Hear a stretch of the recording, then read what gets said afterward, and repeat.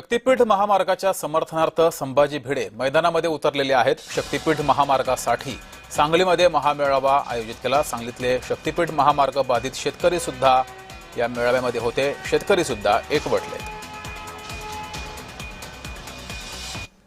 या मुद्द्यावरती सांगली, सातारा, कोल्हापूर तिन्ही जिल्ह्यातल्या या शक्तीपीठ मार्गाच्या संबंधातल्या सगळ्या शेतकऱ्यांना मतदार कल्पून प्रत्येक जिल्ह्यातलं मतदान व्हावं आणि मन निर्णय करावा।